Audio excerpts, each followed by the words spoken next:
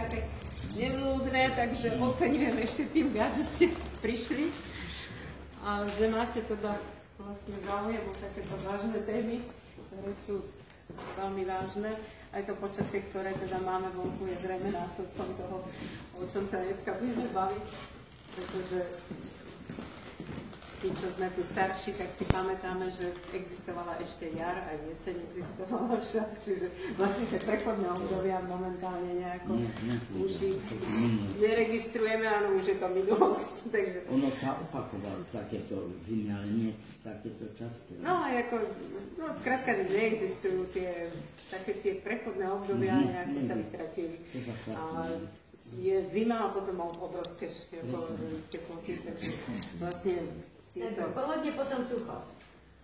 No, veď áno, že skrátka sú také výrazné extrémy.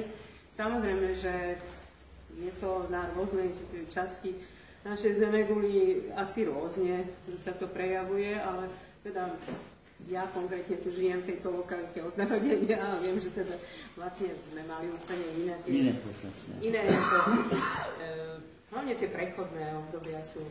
Ja som mal 8 rokov a ešte som napovedal môjim detkom. A bol sneh. Bolo to aj tedy. Dobre. No, ako tak to má byť, no tak aspoň takú máme predstavu, ako z tých našich mladých liet.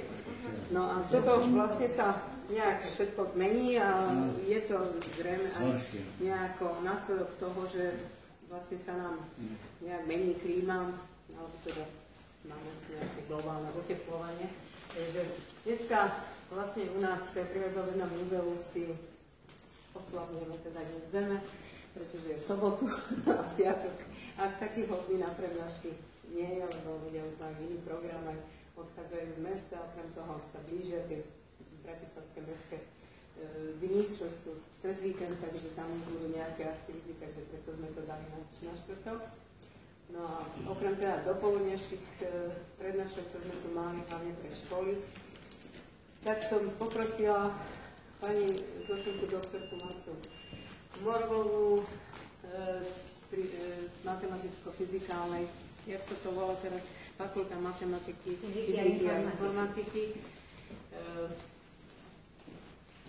ktorá sa venuje dlhodobo ako tejto téme. Inak je to moja spolužiačka, ja sa pamätám, že už nejakú švočku robila, takú ako... 74. No tak nemusíš to časne všetko vyprávať. Dobre, no, takže dobre.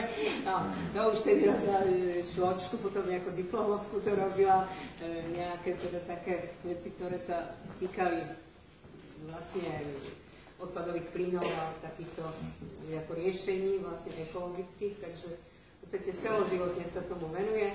Na fakulte, pokiaľ by ste mali záujem, iste bude naklonená priaznivo tomu, že nás pozve do skleníka, kde pestuje. Môžeme sa dohodnúť niekedy však. Má vypestované rôzne zaujímavé rastliny a skrátka mi tam potom povie, takže vítame medzi nami a nebudem dlho to predĺžovať, aby som ešte potom nezabudla pripomenúť. Na stránke je už program Noc múzeí a galérií a tam vlastne máme také 2 astronomické prednášky. Bude tam profesor Porúbčan hovoriť o, tak som to nazvala, že padajú z oblohy, čiže je niekoľko meteoritov, ktoré sú také ako významné výročia majú, potom okrem toho dá sa to dať do súvisu aj teda s vyhnutím nejakých tých velejaškerov, ktoré máme dole ako z toho obdobia nejako vymodelované. A skrátka také pohľady o meteorických rojoch, meteoritoch a rôznych súvislostiach so Zemou je to taká voľnejšia, vzhľadom na to, že je to vlastne pre takú širšiu obec koncipovaná prednáška. A potom druhá téma bude, ako sa to volá, nejaké...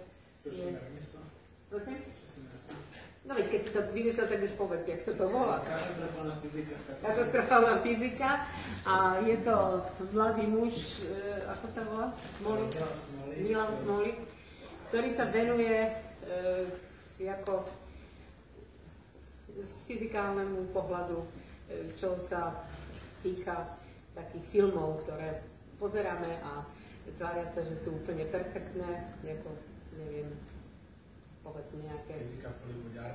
No, skrátka, isté, keď to pozerá fyzik, tak ako má iné pohľady na to, ako keď to tam tí hollywoodskí režiséri a scenáristi vlastne nafilmujú všeličo a potom človek má takú hlavu, že sa mu to točí, lebo netuší, že odkiaľ to prišli. Takže tam bude takáto téma ešte, ktorá sa bude týkať astronómie, ale teda fyzika skôr. Takže ja už nebudem zdržiavať. Nech sa páči, vítaj medzi nami a poďme teda sa dozvedieť, čo to vlastne. Vítam vás na tejto prednáške.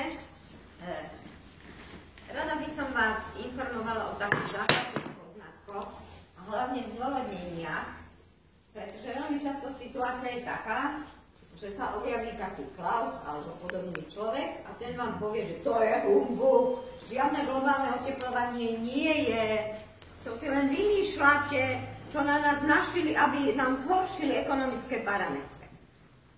Ono to nie je celkom tak. A sem tam by sa zišlo, keby títo ľudia, ktorí diskutujú týmto spôsobom, mali partnerov, ktorí im dokážu efektívne a hlavne dostatočne dôrazne vysvetliť, že nemajú pravdu. Takže nikdy týchto prednášok nie je dosť, lebo vždy sú ľudia, ktorí to budú vedieť skôr alebo neskôr uplatniť v diskusiách s tými ľuďmi, ktorých ja zaradím do kategórie ekologickí ignoranti. Takže z toho dôvodu som po dohode s Katkou pripravila prednášku, ktorá bude obsahovať globálne oteplovanie, ale trošku z iného pohľadu.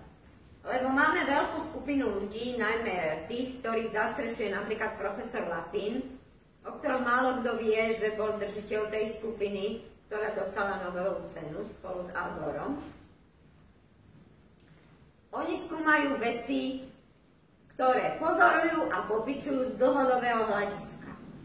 Lenže keď človek vidí tieto, nazvem to, katastrofické scenáre, tak dostane strach a pocit, že predsa dejú sa také hrozné veci a my sme takíto maličkí mravčekovia a určite nevieme urobiť nič. To nie je pravda. Vieme urobiť niečo a musíme to robiť dennodenne, lebo veľa mravčekov dokáže preniesť aj vrabca. No a z toho dôvodu je táto prednáška koncipovaná tak, že najskôr vysvetľujem zdroje antropogénny. Čo je to antropogénny? Samozrejme, skleníkový efekt je zložený z dvoch častí. Jedno je prírodzený skleníkový efekt, za ktorý sú zodpovedné vlastne iba dve zložky. Vodná para. My všetci vieme, že sa učíme zloženie atmosféry tzv. Suchej.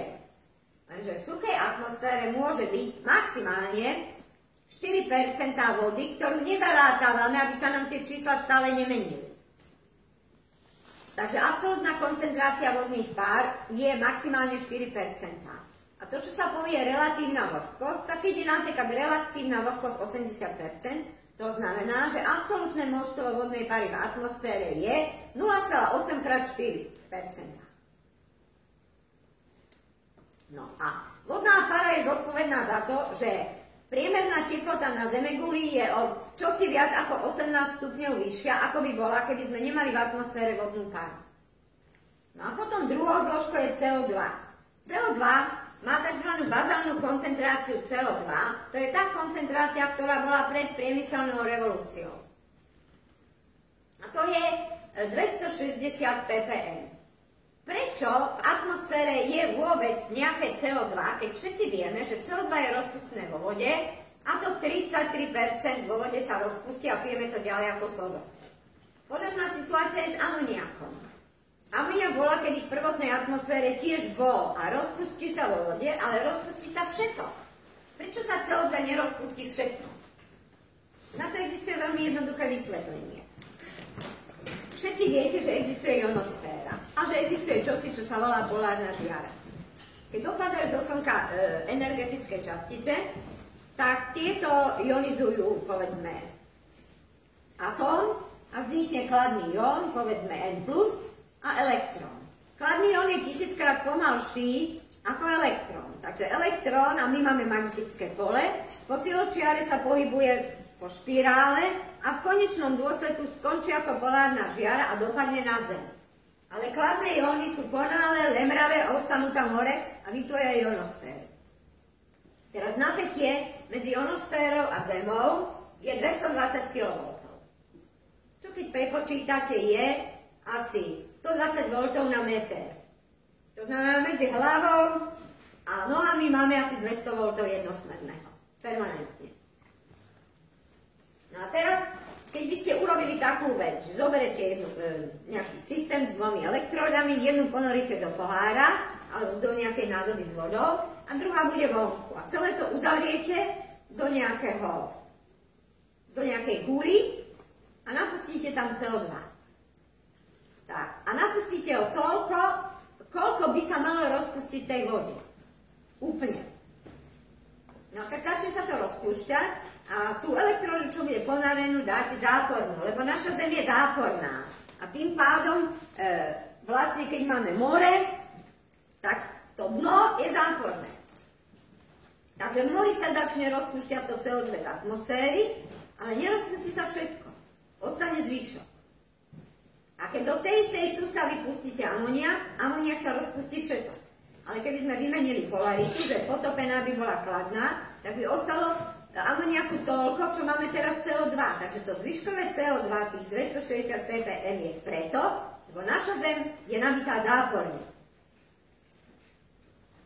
No a to, čo je nad hodnotu 260 ppm, to je to, za čo je zodpovedný človek. To sme vygenerovali my.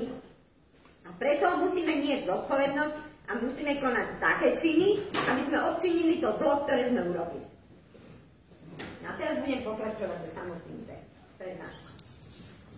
Teraz, čo je to skleníkový efekt? Väčšinou vám ukazujú vo všetkých knižkách alebo na sieti nájdete tieto dva obrázky. Tento obrázok znamená, že žiarenie zo slnka dopadne a nejaká časť sa odrazí.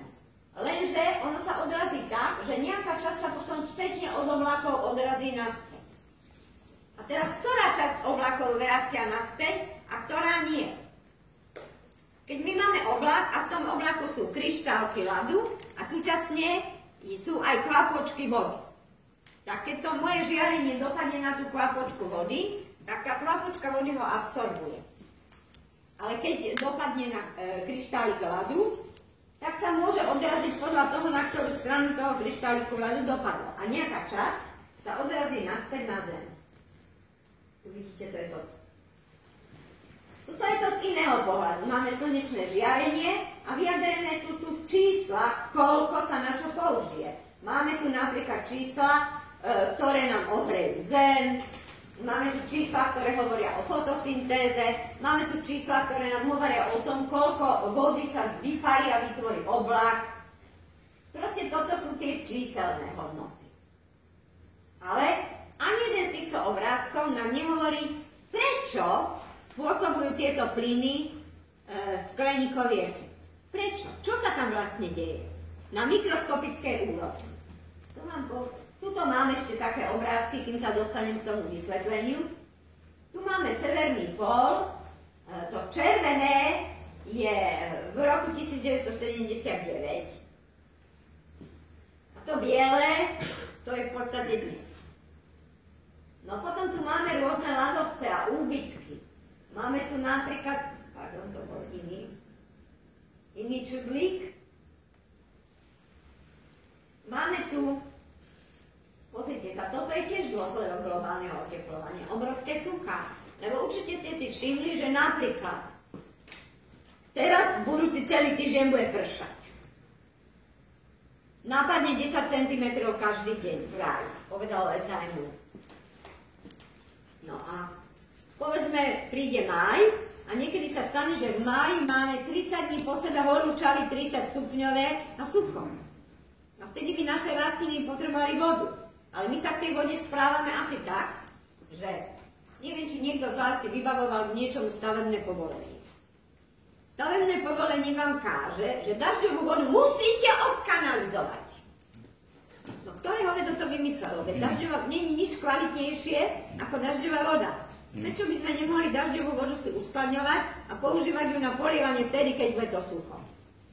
Prečo tuto na nábreží musí chodiť cisterna, ktorá polieva tie stromčeky a ten trávnik a nemôžu jednoducho urobiť takú vec, že to čo naprší na cestu, tak jak sú tie obrubníky, tak do toho karbobrúskou vyrežem každých, čo ja viem, 3 metre, otvor a tam, áno.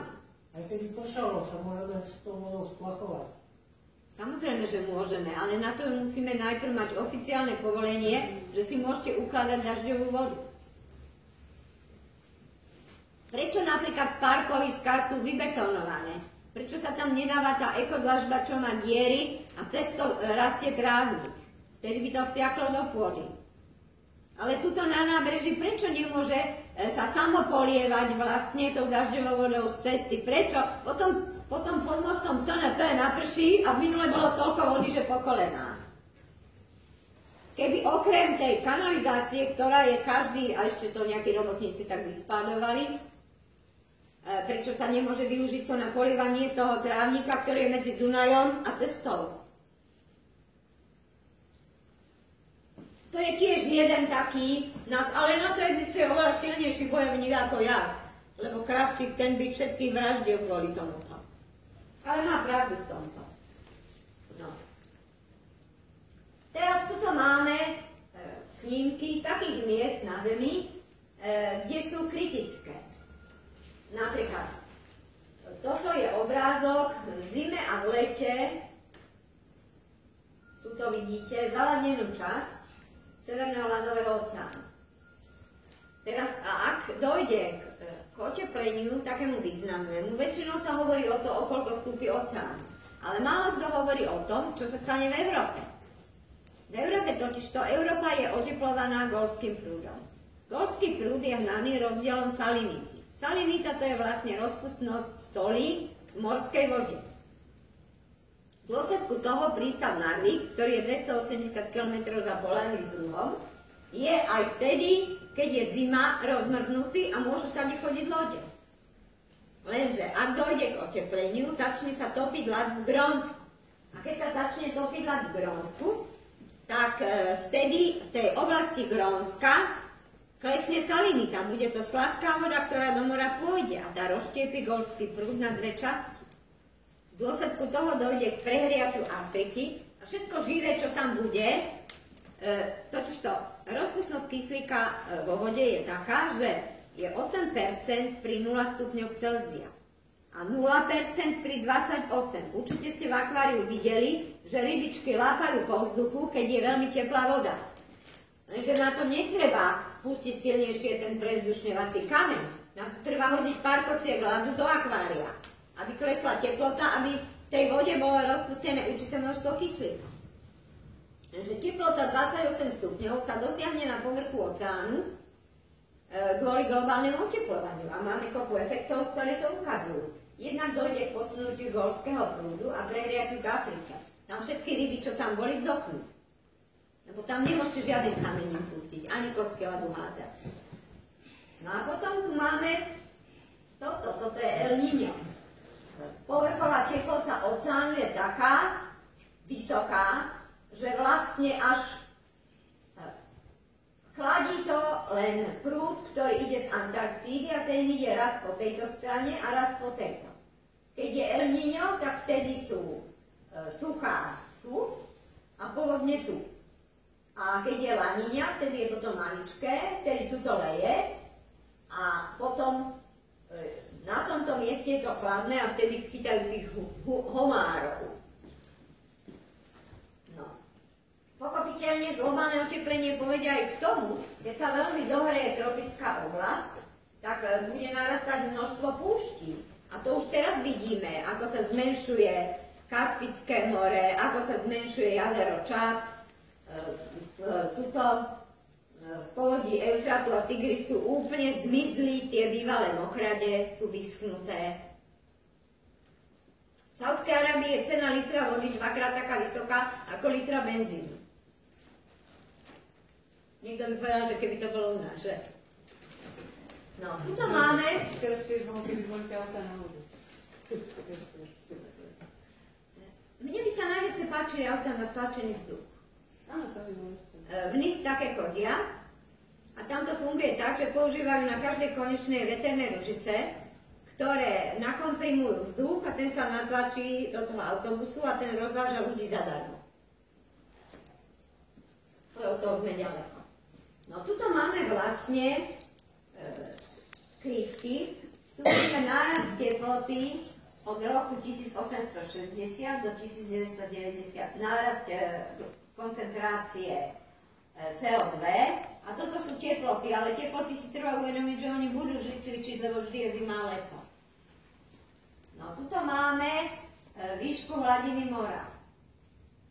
A toto máme priebeh od roku, tu je koncentrácia jednak CO2, ale aj koncentrácia, myslím, že kyslíka a tu vidíme ten náraz. To znamená, tieto krivky všetky sú rovnaké. Málo kto môže tvrdiť, že nedochádza k globálnemu oteplovaniu. Tuto máme, keď sa pripravoval Kyoto protokol, tak každá krajina musela vyčísliť, koľko CO2 produkuje v roku 1990. A tam sa dodali a tieto krivky, čo tu vidíte, to sú pre jednotlivé krajiny. No to je jediná vec, v čom sa podobáme so Švajčiarskom. Máme 4%. No. Tu máme CO2 za 1100 rokov. Od nejakého 900 až po dnes. A vidíte, ako to tu narastá prudko. No a samozrejme, tuto máme Číro, to je niečo ako SAV len v Austrálii. Urobilo krivku CO2 a kyslíka. Čo je veľmi zaujímavá. To je jediná krajina, kde toto robia už od roku 1972. Robia meranie koncentrácie kyslíka. No. Teraz samozrejme máme viacero zdrojov, ktoré sú za to zodpovedné. Väčšinou najväčší krik sa robí na energetiku. A to ako na tepelnú, tak na elektrickú. Dôvod je taký, že energetika je vec, kde vieme ukázať vinníka. Trošku zložitejšia situácia je s automobilizmom, teda mobilné zdroje CO2. Všetci vieme, že každé auto produkuje CO2. Lenže tam je to veľmi zložité, lebo ako máte uplatniť tú pozíciu viny? Elektrárni, vám predstavím. Elektrárni môžete povedať, že zaplatíš pokutu toľko a toľko. Lenže akým spôsobom to urobíte v prípade aut? Lebo profit z toho, že sa používajú autá, majú jednak automobilky, potom ropné spoločnosti, ktoré predávajú ten benzín. Vy môžete dať daň z uhlovodíkových palív, ale položme si otázku. Tá daň z uhlovodíkových palív, ktorú všetci zaplatíme, keď tankujeme, na čo sa použije? Pýtajú sa občania, na čo sa použijú tie peniaze, ktoré zaplatíme ako daň z uhlovodíkových palív, ktoré sú vlastne na preto, že tie uhlovodíkové paliva produkujú CO2. Kto si položí otázku, na čo sa v štátnom rozpočte použijú peniaze, ktoré sú spojené s CO2? Určite nie na to, aby sa aplikovali technológie na znižovanie CO2. Ja som ešte za tie roky, čo čítam všelijaké správy, nikdy nevidela článok, kde by bolo napísané, že 15 miliónov eur, ktoré zaplatili občania za tieto 3 mesiace na uhlovodíkových palivách, sme použili na to, že na elektrárni vo Vojanoch sme inštalovali zariadenie, ktoré zníži CO2. Videli ste takú správu? Ja nie. No. Teraz, chvála Bohu, príroda sa nenechá až tak ľahko okašľať, ako my občania. Pretože predpokladané zásoby po odrátaní 10%, totiž chemický priemysel potrebuje uhlovodíkové paliva. potrebuje nie ako paliva, ale ako surovinu na výrobu rôznych iných vecí. Napríklad polyetylén potrebuje etylén. A etylén je vlastne, keď sem príde zemný plyn, to sa volá natural gas, to nie je CH4. Toho je len 62% je tam CH4 a potom je tam C1 až 5 a potom sú tam nejaké merkaptány a nejaké ďalšie znečistenie. To znamená, že najprv sa oddelia tie iné uhlovodíky a potom bude zemný plyn, ktorý ďalej sa transportuje už ako CH4 pre konečných užívateľov. Ale vy si kúpite propanbutánovú fľašu a odkiaľ myslíte, že je ten propanbután? Ten je práve z tej časti, ktorá je v tom zemnom plyne okrem metánu. No, ale zemný plyn máme už len na 200 rokov. Z rokov je to ešte zábavnejšie, lebo ropy máme už len na 35 rokov. A teraz si položme otázku. Na čo budú chodiť auta, keď nebude ropa?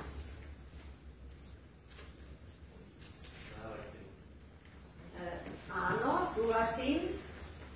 Je to pravda, že môžu chodiť na elektrinu, lenže elektromobily alebo hybridy majú jeden taký nedostatok, že infraštruktúra na to, aby ste mohli ísť a nabíjať, je poprvé nedostatočne vyvinutá a po druhé to nabíjanie trvá 30 minút približne. Minimálne. To znamená, že Židia to urobili dobre. V Izraeli to funguje tak, len nie dosť dobre si to viem predstaviť na Slovensku. Prídete na pumpu a auto má dva akumulátory. Jeden na to, aby vám zabezpečil všetku elektroniku, aby po vybratí akumulátora ste nemuseli všetky kódy tam dávať. A druhý je na to, aby ste vedeli jazdiť. Prídu tam, vyberú jeden akumulátor, dajú vám druhý. A nikto sa nezaoberá tým, že či ten jeden bol starý a druhý bol nový. Ale už si viem predstaviť, ako na Slovensku by boli zberači tých starých akumulátorov, ktorí si dali do oka, išli by na pumpu, vymenili by ho za nový a zarábali by na rozdiele ceny. To ešte si neviem predstaviť, že ako by sa na tom priživovali. Bezdomovci, cigáni a všelikto. A mafia. Takže na Slovensku toto je zložitý problém. Iste, mohli by ste mať doma nabíjačku. Každú noc si auto nabijete a každé ráno jazdíte. Ale elektromobily sú dobré predovšetkým v mestách. Pretože sú ekologické a majú kopu výhod. Lenže na dlhé trate je problém. Nemajú dostatočný výkon. A nahradiť diesel motor, povedzme na tyráku alebo na autobuse, elektromotorom nie je až také jednoduché. Výkon dieselového motora je taký veľký, alebo na lodiach. Výkon dieselového motora je taký veľký, že zatiaľ ho neviem nahradiť žiadnym iným vhodným motorom. Dokonca ani palivovými článkami. Takže budeme musieť vymyslieť taký druh paliva, ktorý je ekologickejší a je schopný pracovať s dieselovým motorom. Ale také palivo existuje. Obyčajný etanol. Keby sme v minulosti miesto tých cukrovárov, 7 cukrovárov, ktoré sme zničili a nehali ich rozkradnúť a ich pivovárov, boli jednoducho prerobili tieto prevádzky na výrobu technického alkoholu, ktorý by sa dával do aut a do dieslov, tak by nebol žiaden problém. Poprvé sú oveľa čistejšie exhaláty, vyšlo by z toho vlastne len 2 molekuly CO2 na rozdiel od 15, ktoré vychádzajú z iných palív. Pri rovnakom výkone a premenu auta na alkohol, viete, aké je to jednoduché? Ja som na tom robila vo Švédsku 3 mesiace. Posunie sa uhol predstihu na 6 stupňov miesto 3 a funguje. Žiaden problém. Oveľa čistejšie je tam úplne všetko. No, je tam jeden problém, že alkohol sa fľašče. No. A na biomasu by ste nedali? Počúvajte, viete, na koľko rokov máme asi naše lesy, keď budeme proste využívať biomasu na výrobu elektriny, jazdenia, všetko. Áno, dá sa na drevoplyny jazdiť, to nie je problém. To sa jazdilo už, Nemci na to jazdili v druhej svetovej vojne, keď im nechceli dodávať ropu. dali drevo, z neho vyrobili tzv. Bioplyn, to je zmes CO plus H2 a na tom jazdil auto na plyn. A vynikajúco, žiaden problém. Problém je v tom, že keby sme biomasu použili na všetky tie veci, biomasa je vynikajúca, je CO2 neutrálna. Ale problém je ten, že momentálne tak pred tou kalamitou, kde vyvalilo dosť veľa stromov, bolo pokrytie Slovenska lesmi 51%. Vtedy pokleslo na 47%.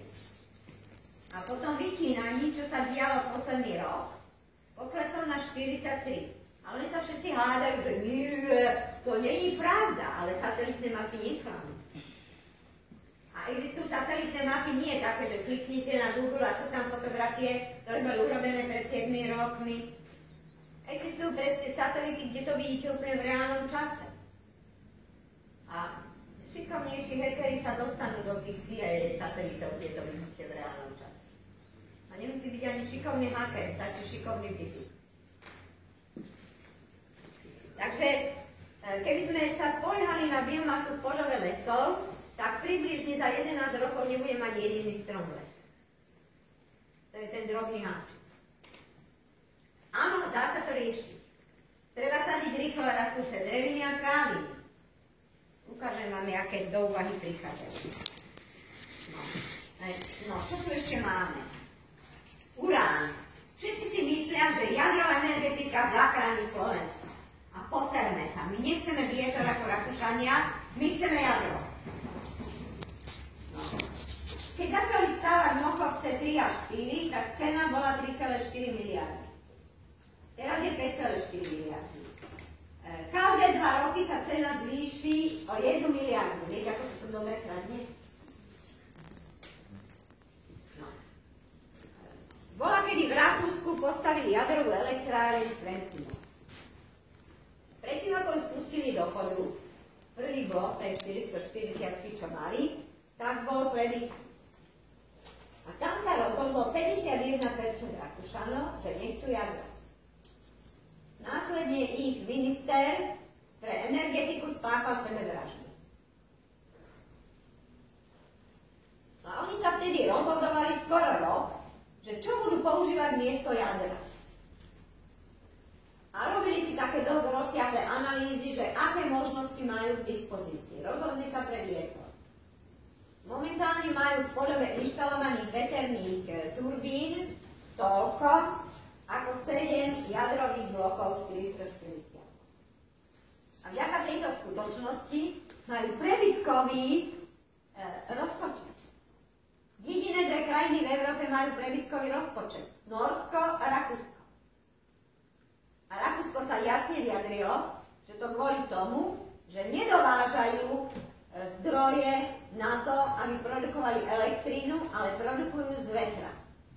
Takže áno, my na Slovensku máme 5 vrtúl, z toho 2 sú odstavené, lebo tvrdia, že nie sú ekonomické. Nie dosť dobre si viem predstaviť, ako postavená veterná ružica môže byť neekonomická, veď vietor fúka.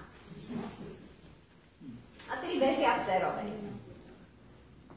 No, uránu, chvála Bohu, máme už len na 65 rokov.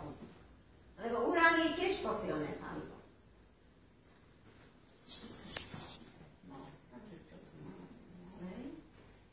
No toto máme, väčšina ľudí povie, no dobre, vy tu hovoríte od roku 1000. Existuje spôsob, ako je možné získať informácie aj oveľa staršie. Pozrite sa škálu osy X. Tam vidíme, koľko ideme rokov dozadu. Totižto, v Grónsku je podzemná jaskyňa, ktorá je spojená so systémom, predstavte si, že máte niečo ako chorku. A vyrobíte proste takú ľadovú ceruzku, vyvrtáte do zemi, potom ju vyberete a uložíte do tej podzemnej jaskyni, ktorá je permafrost. Teraz treba ju naškálovať. Ale naškálovať to sa dá veľmi jednoducho.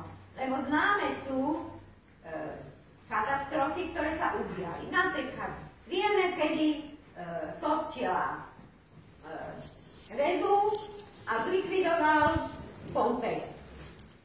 Vieme presne rok. A po takomto niečom, ale v 91. A teraz jednoducho sa pozrieme na ten ľad a povieme, aha, tu máme čierny dym. To je ono. A potom sa vyreže z toho kus ľadu a roztopí sa. A povedali sme si, že rozpustnosť CO2 vo vode je 33%. No a keď nefunguje fotosyntéza, tak sa dá zistiť, že koľko vtedy bolo CO2. A v každom jednotlivom roku, keď si ja zoberie, nakrája sa to na kúsky a tie jednotlivé kúsky, najprv sa to naškáluje, že sa urobí časová škála a potom sa jednotlivé kúsky roztopia a zistí, koľko tam bolo CO2. A tak sa získavajú takéto krivky, ktoré máte tu.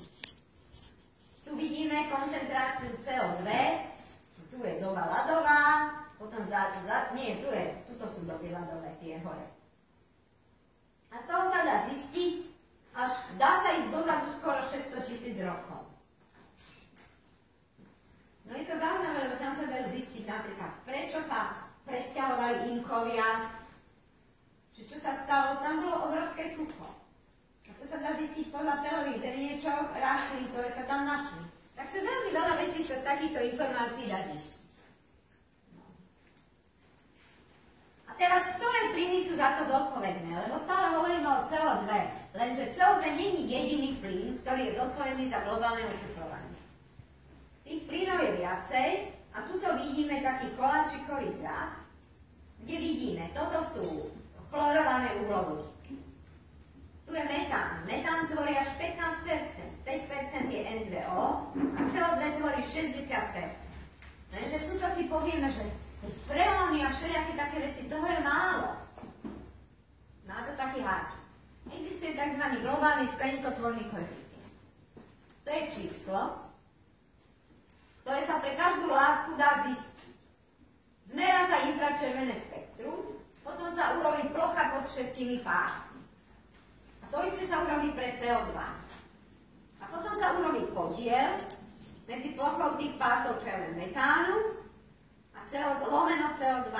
A CO2 sa povie, že to bude jednotka. A všetky ďalšie plyny budú mať nejaké číslo. A potom sa zistí vplyv na globálne oteplovanie, ktoré je reálne súčinom tohoto koeficientu a koncentrácie. Aby som vám uviedla taký príklad. Možno neviete, ale existuje plyn, ktorý sa volá SF6. SF6 je plyn, ktorý sa vo všetkých rozvodných závodoch používa do vypínačov. Veľmi jednoducho, má εr, teda relatívnu dielektrickú konštantu 2,6. A prierazné napätie na milimeter závisí od tlaku, ale pri atmosférickom tlaku je 60 kV. To znamená, keď ja mám vypínač a chcem odpojiť jednu celú turbínu gabčíkom, potrebujem k tomu 3 vypínače, na každú fázu jeden. Teraz, keď ja to vypnem, tak sa mi na veľmi malinkú chvíľu zapálí oblúk, ale za 200 mikrosekúnd zhasne. Bez toho, aby sme mali SF6, by sme nevedeli nič odpojiť. No a SF6 viete, aké má to číslo? 32 000. Je ho strašne máličko, ale keď sa to vynásobí číslom 32 000, tak vyjdú 3%. A tie 3% sa nachádzajú tuto, tých 20, tam patria, povedzme, keď robíte čipy, tak použijete CF4. To CF4 reaguje s kremíkom, vznikne SiF4 a SiF4 je plyn, ktorý sa odtiaľ odčerpáva preč a máte odleptané. Kremík máte odleptané. Všetky mobily, počítače, všetko sa takto robí. A toto má 46 000. A teraz je otázka, akým spôsobom nakladajú tie jednotlivé podniky s týmto plynom.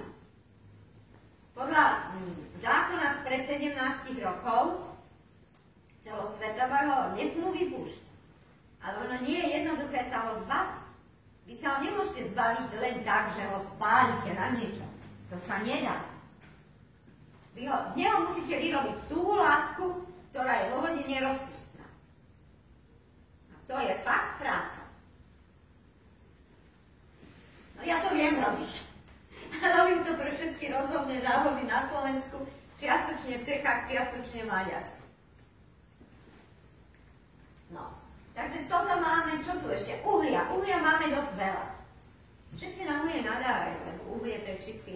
veľa CO2.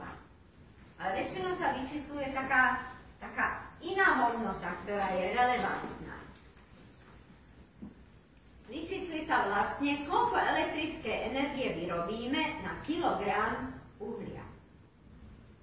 No a tu už to závisí od toho, akým spôsobom tú elektrickú energiu vyrábame. Lebo napríklad predstavte si, že si zoberiem uhlie. Teraz to uhlie budem tzv. Splyňovať. To znamená, že dám ho do nejakej komory a budem tam dávať čistý kyslík určité množstvo. Tak, aby to bolo iba 60% stechiometrie. Stechiometria znamená, že chcem mať produkt CO2 a H2O. Vtedy mi vznikne CO plus H2. A ešte to bude horúce.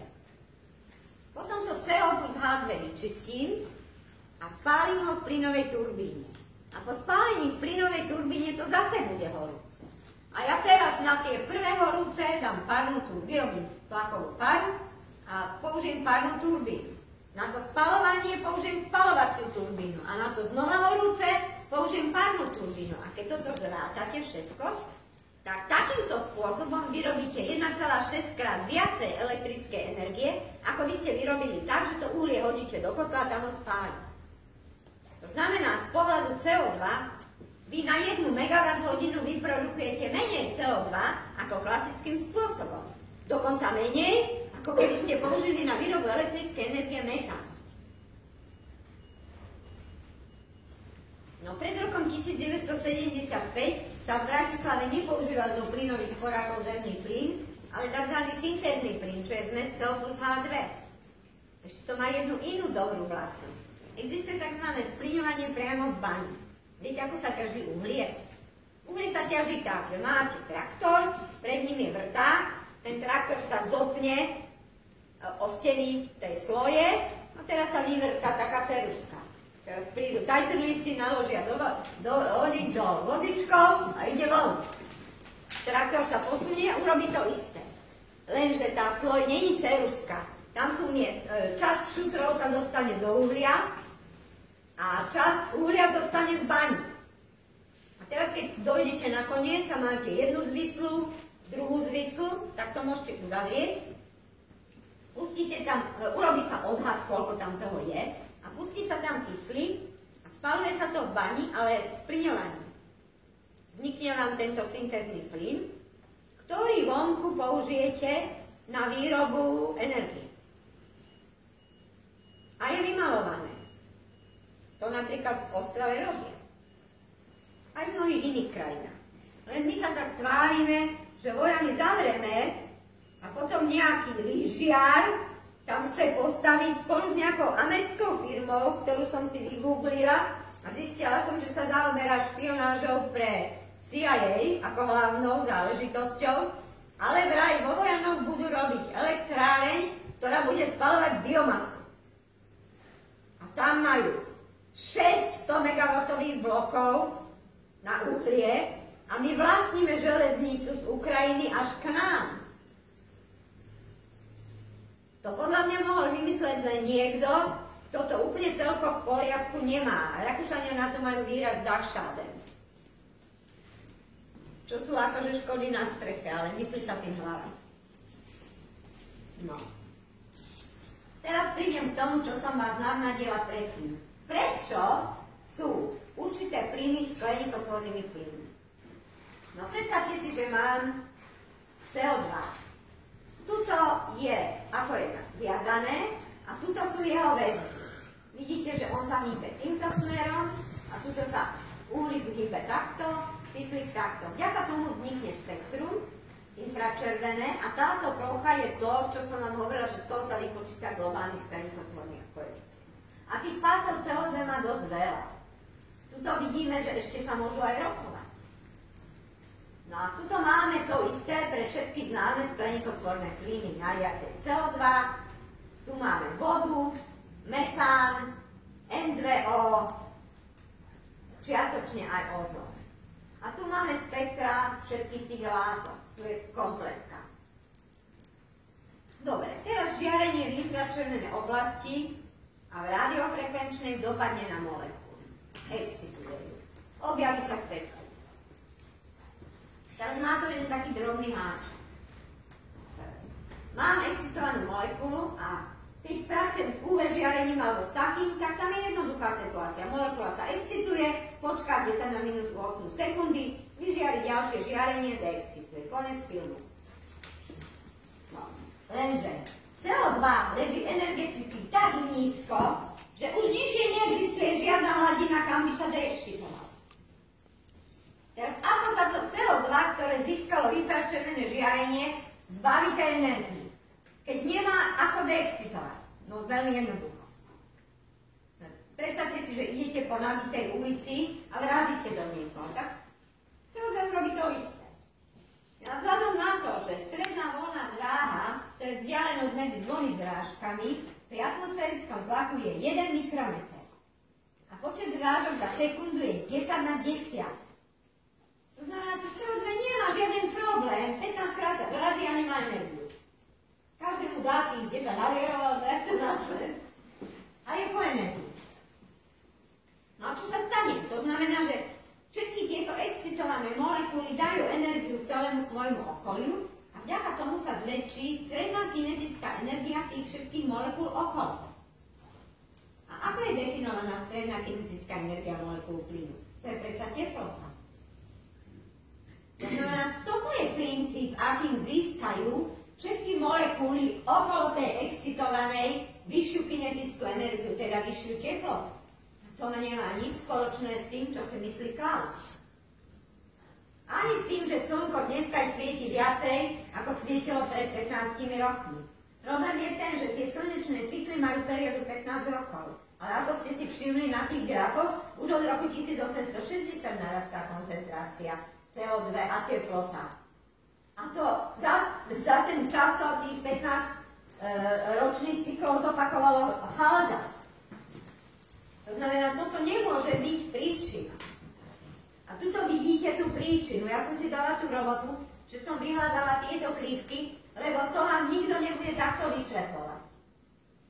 Všetci vám tam kreslia ten obrázok, čo som ukazovala na začiatku, že dopadne, odrazí sa, od oblaku sa odrazí a teraz existujú tzv.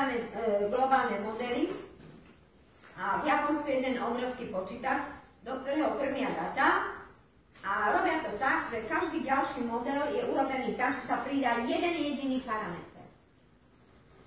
A takých modelov už je nejakých 210 teraz robia. To znamená, že vytvárajú sa modely, ktorý parameter ako vplýva na globálne oteplovanie. Je to veľmi dôležité. Ale to, že to budeme lepšie poznať, nezachráni túto zem. Túto zem zachránime tým, že budeme konať, lebo my si nemôžeme dovoliť zdevastovať celú našu zem a potom kto sa odsťahuje na ten Mars? Veď tam nie sú vhodné podmienky pre život. Najbližšie vhodné podmienky sú na mesiaci Európa. Trochu ďaleko. No. Teraz tuto máme rôzne zdroje plynov. Tu vidíme SO2, tu vidíme NOx, N2O, CO2, CO zo sektoru energie. Tu máme priemysel, tu máme dopravu, poľnohospodárstvo, domácnosti. A tu máme takto. Druhý najhorší plyn po CO2 je metán. Ale ja osobne si myslím, že metán je ešte horší. On síce vplýva 15%, ale uvediem vám taký drobný príklad. Každý jeden občan tejto krajiny vyrobí ročne 450 kg smetia. To smetie v konečnom dôsledku s 92% pravdepodobnosťou skončí na skládke. Teraz čo sa deje na skládke? V prvom roku života skládky všetko to, čo je rozložiteľné, sa začne rozkladať. Pri tomto rozklade z 1 tony odpadu vznikne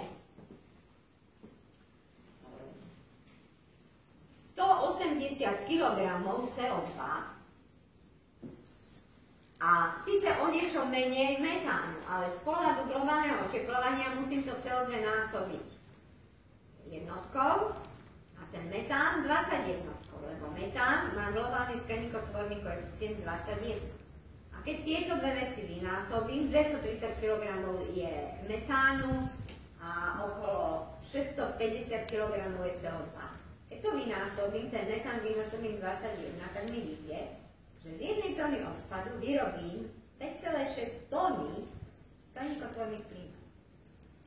A keď sa niekto ešte opováži mi do ksichtu povedať, že skládkovanie je dobré, tak si asi kúpim boxerské rukavice. Lebo my sme úplne najhoršia krajina v nakladaní so smeťami. Lebo stále nám budú hovoriť, že triediť treba. Áno, my triedime. Triedime, povedzme, na Bratislave 5,6% odpadu sa vytriedí. No ale viete, jedna vec je vytriediť. Ale nie to je dôležité. Dôležité je, že koľko z toho vytriedeného sa recykluje. Väčšina z vás si myslí, že keď vyhodí fľašu do skleného kontajneru, tak je úplne automaticky jasné, že sa recykluje. Nie je to tak. Sklo sa vyznačuje tým, že má určitú kryštalinu. A určité typy skla, z toho, keď to príde na tú triediacu linku, sa dajú využiť na fľaše. A my máme 2 recyklačné závody na použitie skla. Črepy odídu do Nemšovej, tam sa z toho vyrobia fľaše. Tie, ktoré nie sú vhodné na výrobu fľaše, odídu do Trnavy a v Tatrapaste Trnava sa z toho vyrobí sklená tkanina. A stále ešte zostane 14% skla, ktoré sa nedá recyklovať. A tak je to s každým odpadom. Kúpite si plechovku piva, plechovku, čistý hliník, 99,9% hliníka, čistý. Keby ste z neho chceli vyrobiť, keby ste tento hliník chceli vyrobiť, tak musíte surovinu zohriať na 950 stupňov a potom pri veľmi vysokých prúdoch elektrolizou získavať čistý hliník.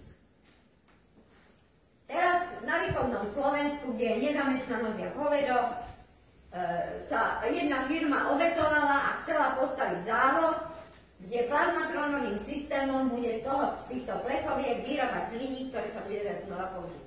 No predstavte si, že občania boli proti. Nakoniec boli proti takým spôsobom, že im neprešla ani EIA. To nám EIA na Šamorín prešla. Akurát v Šamoríne v Silomocov chcú mať skládku v Čukárskej Pake. Lebo viete, každá skládka má 2 vchody. Jeden vchod je s váhou a druhý vchod je pre kamarátov. A ten pre kamarátov, tí povedzme nezaplatia celú sumu, ale nejakú menšiu, ale to si rozdelia. Ten, čo ho kryje, a šéf skládky. Takže ja som na skládky veľmi nahnevaná, lebo skládky je oveľa horší zdroj skleníkotvorných plynov ako tie, ktoré vieme pomenovať. A pokiaľ nebude dostatočný tlak na skládkovanie, tak za chvíľu nebudeme mať poriadok. Všade si predstavte, že máme 5 miliónov ľudí, každý urobí 450 kg odpadu. A ten odpad skončí na skládke. Všetci sa tvária, ako je to bohovské. Ja sa pamätám pred 35 rokmi, keď ešte neexistovala skládka v Čukárskej Pake, boli tam 3 jazerá, tam sa ľudia z Petoslavova a z okolia chodili kúpať.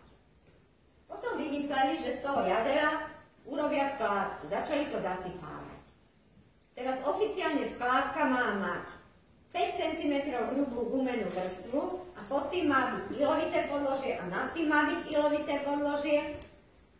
Mali tam byť trubky, ktorými sa odťahuje metán a ten treba spáliť alebo niečo s ním urobiť. No a musí tam byť tá priesaková voda. No ale keď to bolo v jazere, tak je to priamo spojené so spodnou vodou. To jazero vzniklo zo spodnej vody. Tak ako sa môže niekto tváriť, že je to ekologické? Predstavte si, že skládka je vysoká 15 metrov. Na metri štvorcovom, keď je merná váha 1, tlačí na podložie 15 tón. Teraz my tam nahážeme starý olej, proste všetko, čo hádžete do smetia. Teraz keď 15 tón tlačí na všetok ten sajraj, tak to sa chemicky zmení a vzniknú tam dioxídy. Ale tí, ktorí sú proti spaľovaniu, budú vám rozprávať, že vy to budete mať dioxídy. Začala som vysvetľovať, že nebudú. A ona mi na to povedala, čo mi tu vysvetľujete? Mňa to nezaujíma. Hovoríme, na čo ste takú otázku položila. Máte to dlžie. Ideme ďalej. Tuto máme odhady jednotlivých vplyvov. Väčšina ľudí si myslí,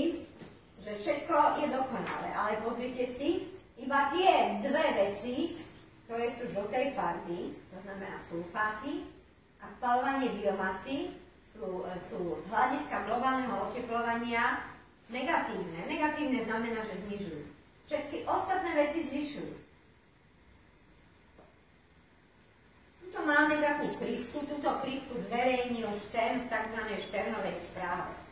Štern bol generálny riaditeľ Európskej banky pre obnovu a rozvoj a súčasne ministrom financií Veľkej Británie. Publikoval v roku 2000 tzv. Šternovú správu. Má 430 strán v angličtine, ale existuje skrátená 15-stranová verzia v češtine. No, a teraz on vyčíslil, totižto, to je takto, každá poisťovňa si svoje peniaze investuje a dá ich do nejakých aktív, aby mali peniaze, tie, čo im my dáme, aby ich zužitkovali. Lenže potom prídu nejaké blbé povodne a oni musia vykonať plnenie. A oni tie peniaze majú povedzme viazané na 3 mesiace alebo na koľko, ale plniť musia najbližšie 2 týždne. To znamená, čo oni urobia? Oni požiadajú Európsku banku pre obnovu a rozvoj, požičajte nám na 3 mesiace toľko a toľko, čo musíme zaplatiť za škody na povodniach, ktoré sú u nás. Výsledok je ten, že Európska banka pre obnovu a rozvoj má absolútny prehľad o škodách a vie ich presne vyčísliť. A Štern to urobil. Urobil takýto graf, ktorý tu vidíte. Tuto je nárast teploty, tu je spotreba fosilných palív, CO2 a urobil škody. A teraz tie škody samozrejme korešpondujú presne s tým nárastom. A to nie je náhoda. A vyčíslil, že keby sme my investovali do technológií, ktoré znížia globálne oteplovanie, a tým nemyslím adaptovanie sa na globálne oteplovanie, lebo existujú 2 pojmy, ktorými nás politici tuto masírujú. Jedno je, že peniaze dáme na adaptovanie. A viete, to adaptovanie je veľmi zložitý pojem. Predpokladám, že všetci tu ste Bratislavčania. Adaptovanie znamená napríklad aj to, že na Františkánskom námestí vytnú stromy. Také stromy, ktoré boli dospelé už keď ja som mala 4 roky. A viete, čo nám tam povedali, keď sa pýtali, že prečo ste ich vyťahli? Tak povedali takúto hovadinu, že pred 3 rokmi napadol v Bratislave sneh a polamal halúza a padlo to na nejakého psa. Preto treba vyťať dospelý strom. Už len to, keď povedali, že pred 3 rokmi v Bratislave napadol sneh, a to povedali tento rok, keď tie stromy vytínali. Pred 3 rokmi žiaden sneh v Bratislave nebol. Kedy bol posledný sneh, tie 3 mm včera?